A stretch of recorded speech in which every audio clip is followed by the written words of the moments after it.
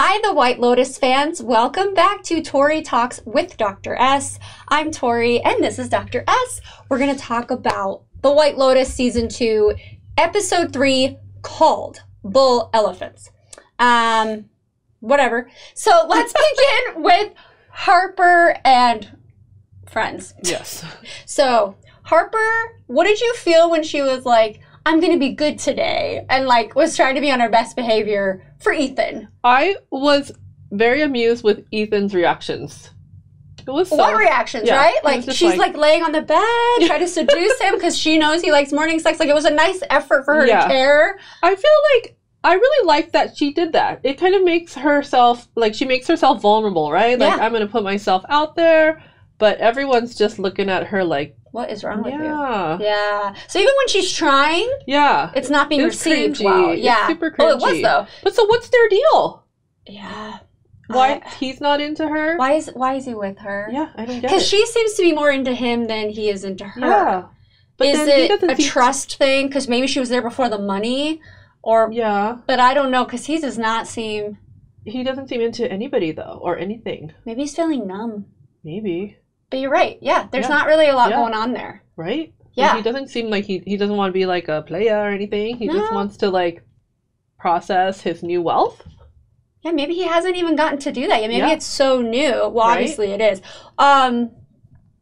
Something to think about going forward. But when she shows up to breakfast and she like grabs Ethan's hand, so then I get almost like a competition type thing, like who's the closer couple. And then the way Daphne and Cameron are receiving her, being more like, they're like, but you think they'd be more like, oh, cool. Well, so they kind of judge her for not being that way, and then she is kind of acknowledging like, oh yeah, maybe I could be more fun and more affectionate.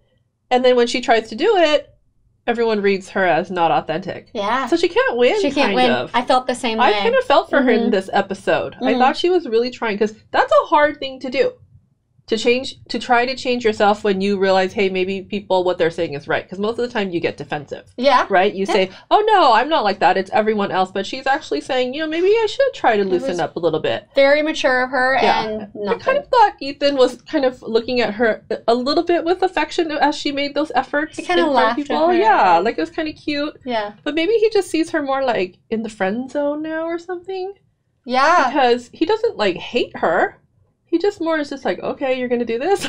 She's like, I guess you're doing this. Okay, it's kind of cute. The perky Harper. Yeah. Go with the flow Harper.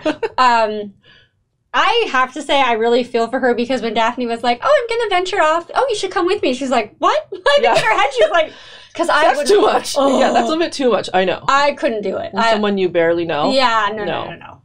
And I actually don't mind Daphne. I could definitely hang out with her. Oh, yeah. We don't have to be best friends. She seems fun. But even then, if I'm thrown into any situation and I don't have my bag packed and my toothbrush. When she did not have her stuff, you cannot do that to people. Yeah. You can't just be like, I have extra toothpaste for you. And she's like using her as a pawn in her little game she's playing with Cameron. Yeah, that's not right too. So basically, Cameron and, oh my gosh, her name. Daphne. They're so fake.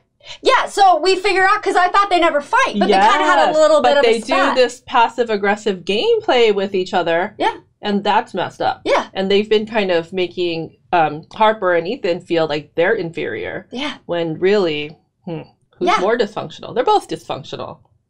Yeah, interesting. And then Cameron says like, "Oh, she's punishing me, right?" And like, but she's kind of like, "Oh, it's like a little," because Harper says, "Oh, you're playing games," and she's like, "Yeah, it's fun," or like, "It's this is something we do." Like, just kind of brushes it off. So.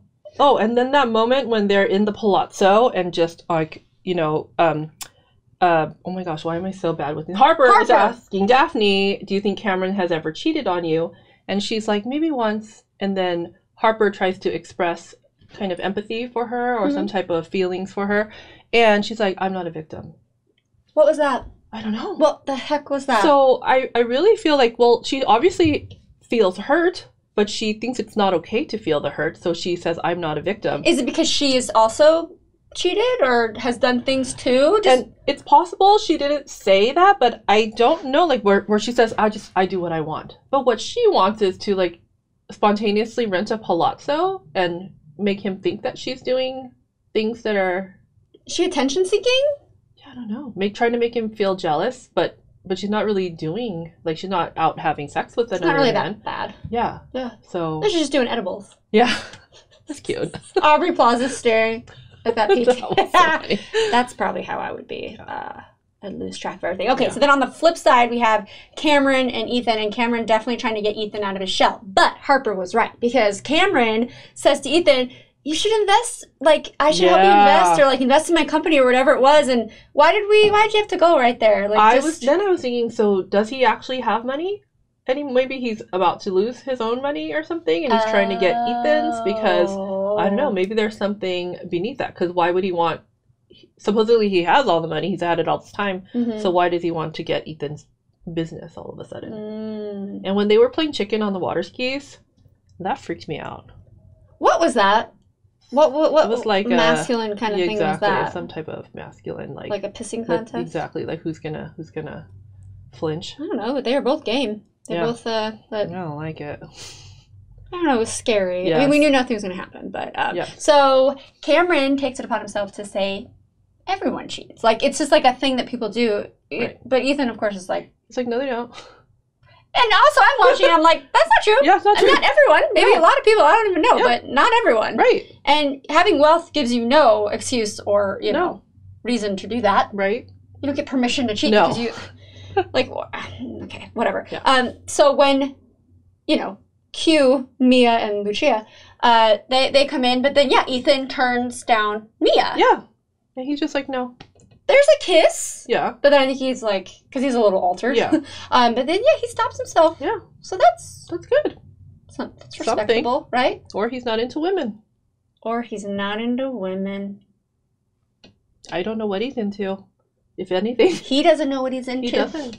Maybe. I don't even know if he has. Well, yeah. I mean, he did have porn. And there were women in the porn. Okay, that's true. Because I was going to say, Cameron does kiss him on the head a lot, but we did. I forgot that we did see the laptop. Maybe. So maybe he likes. Maybe I don't know, but I don't know. Well, that is a nice cacophony of just. It's messy. Mess. Yeah. You have to say the fashion is amazing. I can't stop looking at Harper's outfits and Daphne's outfits when they're just like, they're resort wear. Resort chic. It's nice. Yes. Very, yes. So, not a lot of action from the girls. Too much action with the guys. But yeah, so because Lucia and Mia were turned down because Dominic now, let's talk about the Degrassi boys. Oh, yes. Or Degrasso boys. So, there's this weird pattern that stopped at Albie, but Dominic, Dad saying, oh, just don't get caught, like you're being sloppy or messy about it, but then his son being like, I know what you're doing, Dad, so it's like he's like stuck between these two generations of men, but I like that he ultimately chooses to stop, maybe to be a better example for Albie. He wants to try, and that's better than being like Granddad who's like, no, just don't get caught, right? So it's something. So he chose a pretty good side. Yeah. Right? That breakfast was awkward, though. Yeah. That conversation. I love that, though. Well, Albie's just kind of like calling them on their ways. Sometimes people need to be called out. Yeah. Including myself. I like that. I'm just saying, hold people accountable and take accountability. Right. And I like that. And be aware. He's saying it, and he's not afraid to like talk to his dad in like an honest way. And it's all great stuff, but then he's totally not sexual. To a female who he's attracted to. Isn't that terrible? Yeah. So Portia, it's painful to watch because he's like, when she's invited to go on the Godfather tour, location tour, and he's trying to be like, no, you're going, even though she doesn't want to go. Yeah. He's like, I'm trying to be more aggressive. Like, that's not how you do it, my love. I mean, bless his heart. He's so sweet. There is that weird paradigm with women we were talking about before, and not just women, probably men too, where you think you want the bad boy, bad girl, or you say you want a nice guy or a nice girl, but you really want the bad boy, bad girl, but really what you want is a combination of both. Yeah. I think, I don't know, everyone's different, obviously, but I think throughout life, you kind of experience one type of person, figure out what you like, and then maybe you experience another type of person, you're like, no, not that either, and then you kind of like migrate, but hopefully you eventually migrate to the nice guy. I know. Nice guys do not have to finish last. No, absolutely not. And sorry, it's just that, you know, as a woman, like sometimes you just want to feel different things to realize what actually feels good. And I'm sorry, but nice people are better. You gotta like live with them. Yeah. Yeah. This is where I need to hold Portia accountable because she needs to have some communication with Albie because it's so clear. We actually heard her on the phone the very first episode. She's like, just wants to get laid basically, or just like have some fun. Yeah. I don't think she flat out said get laid, but you can tell she's like, just go, you know, have some fun. And then that guy in the pool who she's staring at, you know, he's dreamy in her eyes, whatever, and she's looking at him while they're kissing. And she needs to say, instead of like, I don't think she means to, because again, he's a nice guy, so she doesn't want to hurt his feelings, but I think there needs to be some communication where she's like, I'm going to be completely honest with you, like, either this is not like what I'm looking for, which you can be honest what you want and what you don't want, or like, hey, I don't think this is going anywhere, but something needs to be said. Yes, I'm not attracted to you in that way. And you know what? It might hurt his feelings, but it saves it in the long run. Right. Because he's going to keep putting himself out there and be like hurt. Yeah. Poor guy. That's not going to work. That's not I thought he gave her some really good advice. Albie gave her the advice to throw her phone away. Yeah.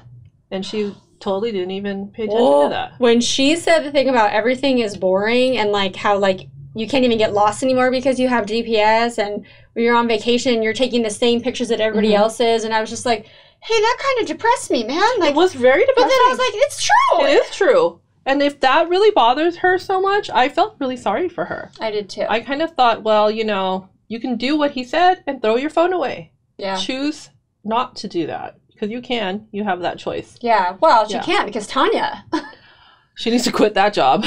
Tanya. Whoa. It just shows, because this is our character from last season. She has not changed at all. No. She's got some deep-rooted issues. And, you know, Greg says, I'm leaving. And she has this hysterical breakdown. And she's like, it's okay. We can throw up the prenup or throw it out. Or, you know, and she's like, but it's a sad desperation. And then she's like, I just... crying at breakfast. That was so sad. And I'm glad that they brought up the fact that, because, he did have, like, cancer last season. Yes, that's right. She paid for the doctors. And she's like, now that you have this new lease on life, maybe I'm, like, boring to you. And you feel... Which I kind of do think that's what... So it's like you're... hitting the nail on the head there, Tanya. Like, go with it. And then when the fortune teller's like, oh, he's in love with somebody else. No, you're being negative. It's like... You're so negative. Everything. She's like, I can't believe I paid for this. Because it's what she didn't want to hear. And it's probably what she knows is true. Yeah. It's like, she's doing it to herself. She's self-destructive, but there's nobody there in her life to tell her, maybe Portia will be that person. And then it also makes me think, will she be in season 3? If there's a season 3? Oh my gosh, I know. Because she's the best and the saddest case sometimes. She is, I know. She needs a therapist. Yeah. If anyone has ever needed a therapist. But talk about just like only knowing she's got money and that's all she knows what to do is just like try to throw money at things to fix it. It's like a Band-Aid, like what she did last season. You throw money at people and then you get worried that people are using you for your money. So that sums it up. Yeah. But these people, they always give such depth to these characters, Mike White, with this show, where even like you don't hate anybody, but you don't love anybody. Right. But the only person I'm really indifferent about, I'd say, is Dominic. Yeah. I don't know. There's been nothing for me to feel for him. No. When she was yelling at him on the phone, I had no, like, context. I didn't know, like, what he had done. But I still am like, he seems a little... He's not really a character that we know much about, except that he probably cheated on his wife several times, and he's addicted to sex. So then that's also sad, though, right? Like, if you have actual, like, addiction to sex, then, like, he's sick. So then it's like, you should feel bad for him, but I don't know. I don't feel much for him. No, either way. I know. I don't either. I do feel both for everybody else, though, I'd say. I do. I only feel bad for Zab because I have an affection for the elderly people. And when he fell, I felt so bad. Oh, my gosh. I know. But... they give us so much to work with each character. They do, even to the minor characters like the hotel manager and Valentina and her little coffee. And she was feeding the cats. Yes. Oh my God. And that's like her life. And then the employees saying they looked up to her and she just was kind of like, I almost felt like she was like, why? There's nothing to look up to, you know? Even me and Lucia. Oh, I know. I like them too. Oh, I love them. Yeah. I love Mia. Her. I want to see how her career develops. Oh my gosh, is she gonna sleep with that piano player to get ahead? Like, and how much? Like, what's he gonna give you? He's a piano player at a resort. I know. Does he know people? I don't think so. But I don't think he would help her career that much. I know. Everybody's trying to figure themselves out. Well, that's there's some lessons we can all learn about people. Maybe not ourselves. I can't say I relate to anybody, but probably Harper, because I'm that person that's a little like tense all the time and kind of awkward and wanting to be alone and like. But yeah, I'm like, who else could I relate to more than her? Yeah, I don't know. Not sure. Do you relate to anybody? I don't know. I was trying to think. I don't know.